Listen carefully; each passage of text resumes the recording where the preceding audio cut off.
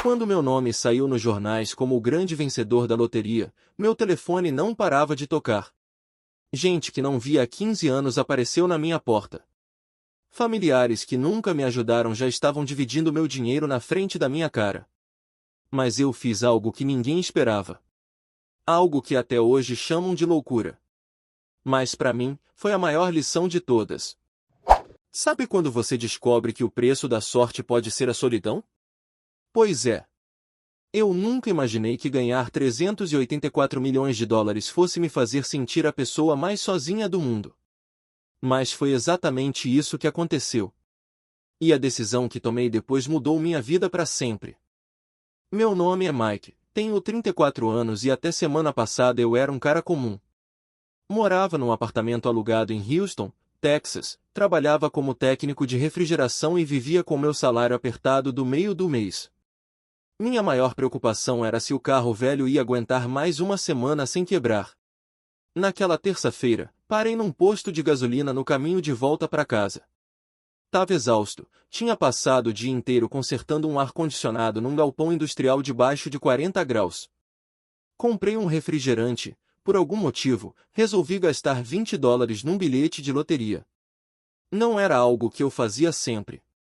Na real, quase nunca fazia. Mas naquele dia, sei lá, tive um pressentimento besta.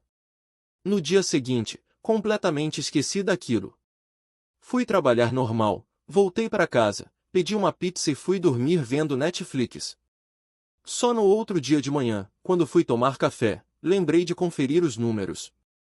Peguei o celular, entrei no site da loteria e comecei a comparar os números do bilhete com os sorteados. Meu coração parou. Não, espera. Deixa eu repetir. Meu coração realmente parou por uns segundos. Eu olhei pro celular, olhei pro bilhete, olhei pro celular de novo. Os números eram exatamente os mesmos. Todos eles. 384 milhões de dólares. Lembro que minha mão começou a tremer. Sentei no chão da cozinha porque minhas pernas não aguentaram. Fiquei ali uns bons 5 minutos sem conseguir pensar em nada. Depois veio a euforia. Comecei a rir sozinho, depois a chorar, depois a rir de novo. Pulei, gritei, abracei o travesseiro. Foi a maior loucura. Quando me acalmei um pouco, pensei, preciso contar para alguém. Alguém próximo. Liguei pro meu irmão, o Daniel. Ele atendeu no trabalho e eu falei. Dan, senta. Você não vai acreditar no que aconteceu. Ele ficou preocupado, achou que era coisa ruim. Aí eu soltei. Ganhei na loteria. 384 milhões. Silêncio. Depois ele riu. Tá, Mike. Brincadeira. O que você quer? Não é brincadeira, cara. É sério. Acabei de conferir. Ele ficou uns segundos calado. Depois perguntou, com a voz embargada. Quanto mesmo? 384 milhões de dólares. A linha caiu. Depois de uns 2 minutos, ele ligou de volta. Desculpa, cara. Eu desliguei sem querer. Mike, isso é. Puta que pariu, você tá rico. A gente ficou uns bons minutos no telefone, sem acreditar. Ele falou para não contar para mais ninguém até ter o dinheiro na conta. Disse para tomar cuidado. Eu prometi que ia ficar quieto. Mas aí veio o problema. Quando a loteria divulga o vencedor, seu nome vira público. Não tem como esconder. E no dia seguinte, quando saiu nos jornais, meu telefone explodiu. Começou com mensagens de amigos de infância que eu não via há 15 anos. Depois vieram os primos distantes. Depois tios que nunca me ligaram no aniversário. E no meio disso tudo, meu pai, que abandonou minha mãe quando eu tinha 7 anos, apareceu na porta do meu apartamento. Eu abri a porta e quase não reconheci. Cabelo branco, rosto marcado, mas o sorriso era o mesmo. Sorriso que eu via nas fotos antigas, mas nunca ao vivo. Filho! Ele abriu os braços. Que orgulho! Vi a notícia, você é um vencedor. Eu fiquei parado, olhando para ele. 30 anos sem dar notícia, e agora aparecia com um sorriso no rosto. Pai, foi a única coisa que saiu. Ele entrou sem ser convidado, olhou o meu apartamento pequeno com um olhar de desdém mal disfarçado. Pois é, filho. Sempre soube que você ia longe. A vida foi difícil para mim também, mas agora as coisas vão mudar. A gente vai poder se aproximar de novo. Até pensei em morar perto de você, para a gente recuperar o tempo perdido. Eu fiquei sem reação. Só balbuciei alguma coisa. Ele ficou mais alguns minutos falando dos planos dele, das dívidas, de como a vida tinha sido cruel. Quando foi embora, disse: depois a gente conversa melhor sobre como você vai me ajudar, né? Afinal, pai é pai. Fechei a porta e fiquei encostado nela, sem respirar direito. No mesmo dia, minha tia Margarete ligou. Ela era irmã da minha mãe, mas a gente mal se falava. Ela já foi direto ao ponto. Michael, querido, que bênção! Olha, seu primo está precisando pagar a faculdade, e a gente pensou que você poderia dar uma ajuda. Nada demais, uns 50 mil já resolvem. E claro, a gente nunca esquece quem ajuda a família. Eu ainda tentei explicar que o dinheiro nem tinha caído na conta, que precisava pensar. Ela cortou. Ah, mas você já tem a garantia, né? Pode ficar tranquilo, a gente sabe que você vai ajudar. Família é tudo. Desliguei o telefone e fiquei olhando para a parede. Em menos de 24 horas, todo mundo que me ignorou a vida inteira apareceu com as mãos estendidas. E o pior, agiam como se eu tivesse a obrigação de dar. Naquela noite, meu irmão Daniel veio me ver. A gente sentou no sofá e eu desabafei. Tá todo mundo louco, Dan. Meu pai apareceu. Minha tia quer 50 mil, gente que nunca nem me cumprimentou na rua agora quer ser meu melhor amigo. Ele ficou sério. Mike, cuidado. Dinheiro muda as pessoas. Não deixa ninguém te manipular. Eu sei. Mas o que eu faço?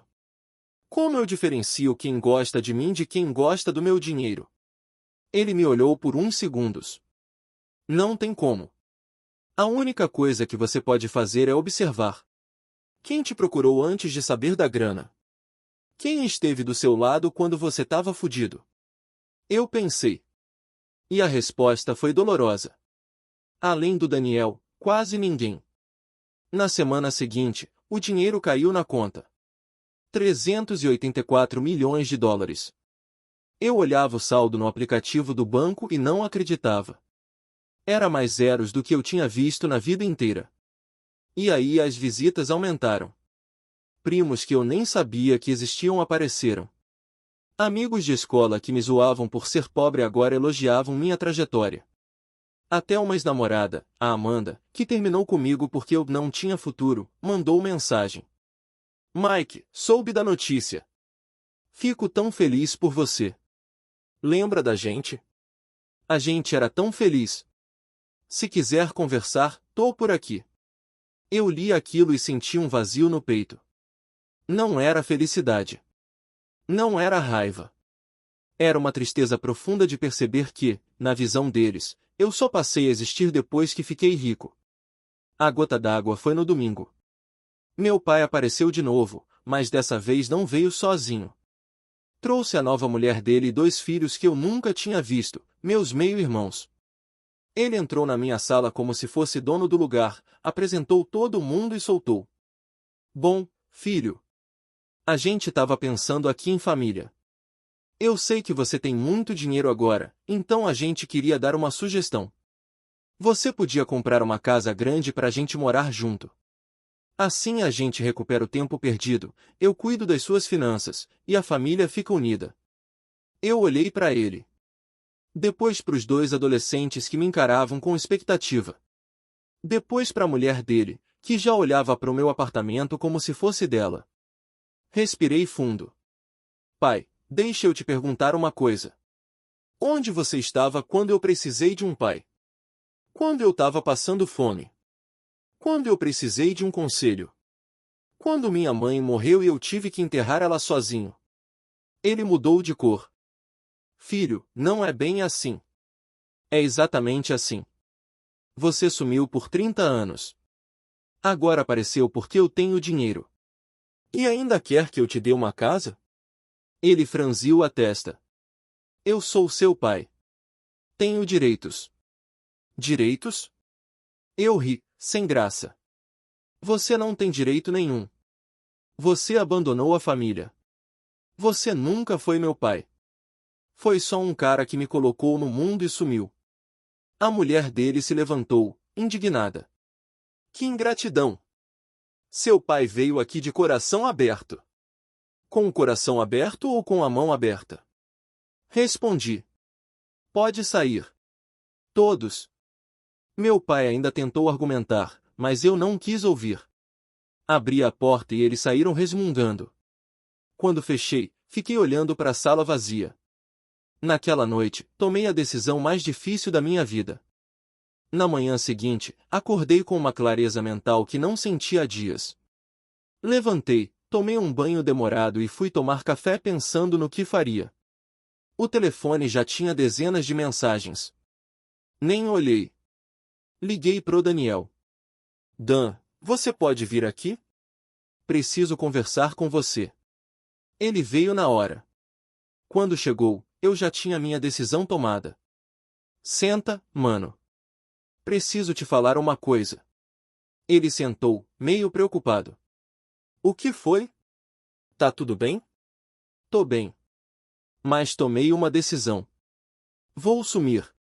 Ele franziu a testa. Como assim, sumir? Vou vender tudo que tenho aqui, pegar o dinheiro e desaparecer. Comprar uma casa em outro lugar, num lugar onde ninguém me conhece. Vou mudar de número, de rotina, de vida. Ele ficou me olhando. Mike, isso é loucura. Você vai abandonar tudo? Seus amigos? Que amigos, Dan? Os que apareceram essa semana. Os que estão me pedindo dinheiro. Os que estão fazendo planos com aquilo que eu suei para conquistar. Ele baixou a cabeça. Eu entendo. Mas e eu? Você vai sumir de mim também? Olhei para o meu irmão. O único que ficou do meu lado quando eu não tinha nada. Não, Dan. Você é diferente. Você nunca me pediu nada. Sempre esteve aqui. Por isso, quero que você vá comigo. Ele arregalou os olhos. Como assim? Vamos comprar um lugar grande, longe daqui. Você pode trabalhar comigo, cuidar dos investimentos, viver sua vida sem preocupação. Mas longe dessa gente que só quer nosso dinheiro. Ele ficou pensativo. E o que você vai falar para todo mundo? Nada. Vou simplesmente sumir. Vender o apartamento, mudar de número, sair de Houston. Ninguém vai saber para onde.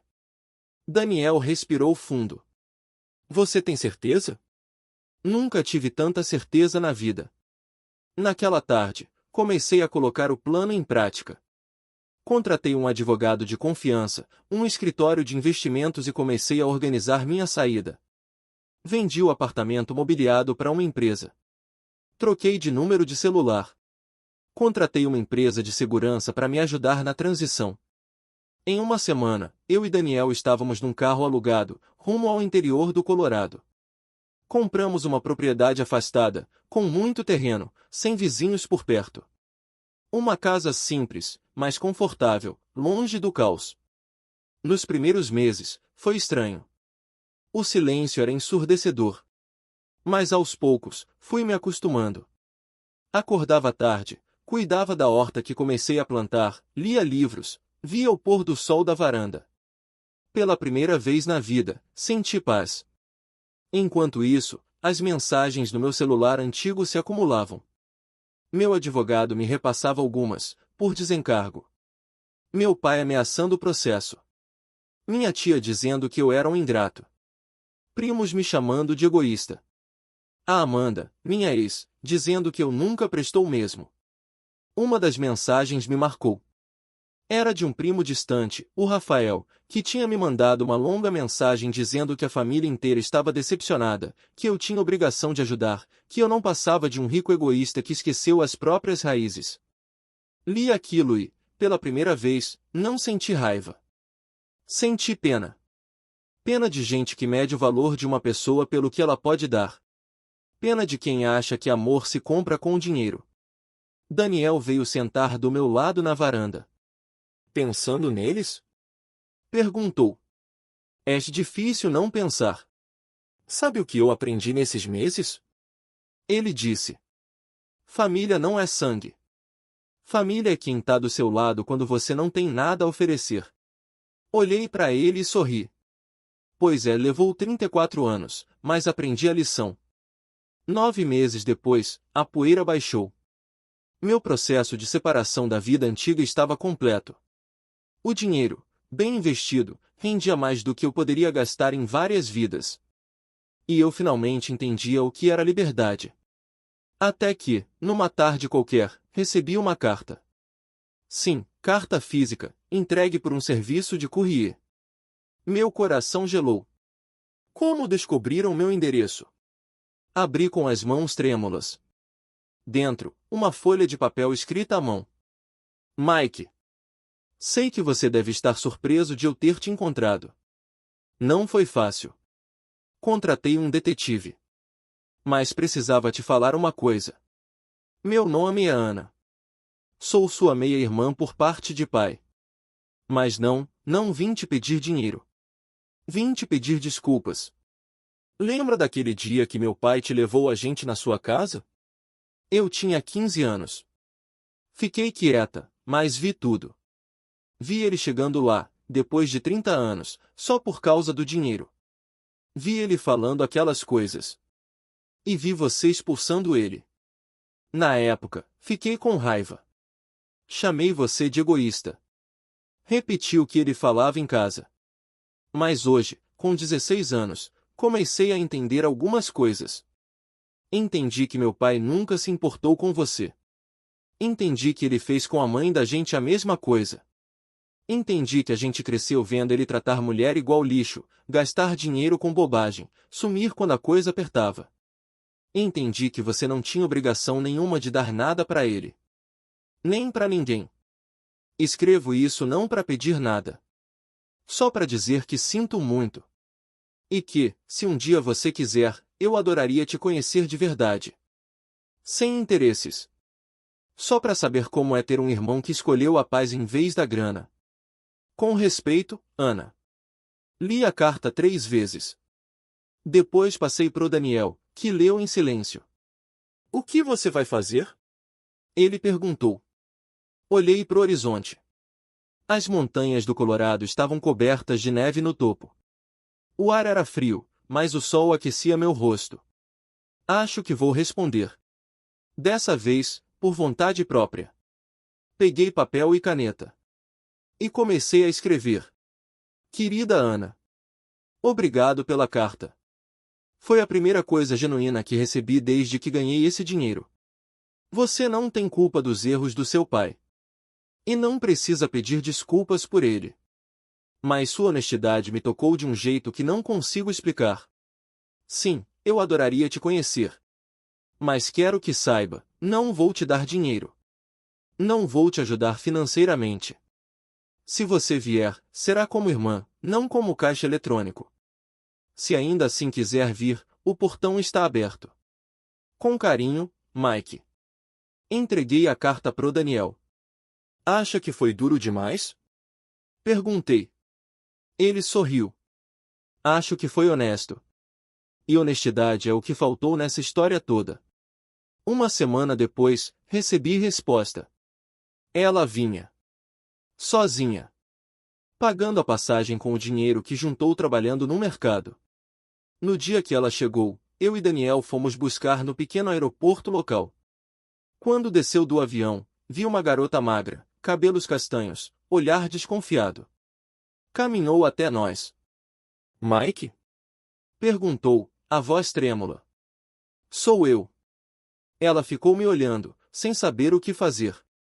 Dei um passo à frente e abracei ela. Bem-vinda, irmã. No caminho de volta, ela contou da vida. Da mãe que trabalhava em 2 empregos. Do pai que sumiu de novo. Dos irmãos mais novos que ela ajudava a criar. E, pela primeira vez em muito tempo, ouvir uma história difícil não me fez desconfiar. Me fez querer ajudar. Mas não do jeito que todos queriam. Aos poucos, fui conhecendo a Ana. Vi que ela era diferente. Não pedia nada, não cobrava nada, só queria estar ali. Ajudava na horta, cozinhava com a gente, ria das piadas sem graça do Daniel. Um dia, depois de um mês ali, chamei ela para conversar. Ana, você já pensou no que quer pro futuro? Ela olhou para baixo. Quero estudar. Sempre quis fazer faculdade de veterinária. Mas é caro, né? E se eu pudesse ajudar? Ela levantou a cabeça rápido. Não, Mike. Eu não vim aqui para isso. Eu não quero seu dinheiro. Eu sei. Mas eu quero te dar. Não por obrigação. Porque você merece. E porque, pela primeira vez, sinto que tô ajudando alguém que realmente precisa e não tá querendo me usar. Ela começou a chorar. Eu não sei como agradecer. Não precisa agradecer. Só promete uma coisa: quando você se formar e estiver bem na vida, lembra de ajudar alguém que precise. Sem esperar nada em troca. Ela sorriu. Prometo. Hoje, 2 anos depois, Ana está na faculdade. Mora perto da gente, num apartamento simples que eu ajudei a comprar, mas paga as contas dela com o trabalho num pet shop. Daniel e eu tocamos uns negócios online, vivemos tranquilos, longe da bagunça. Meu pai? Processo perdeu. Minha tia? Nunca mais apareceu. Primos? Continuam me chamando de egoísta nas redes sociais. E sabe de uma coisa? Tô nem aí. Aprendi que o dinheiro não muda as pessoas. Ele só revela quem elas sempre foram. E que a maior riqueza que existe é poder escolher quem fica do seu lado. Hoje, quando olho para as montanhas do Colorado, sinto paz. Não porque tenho 384 milhões na conta. Mas porque, finalmente, sei exatamente quem sou.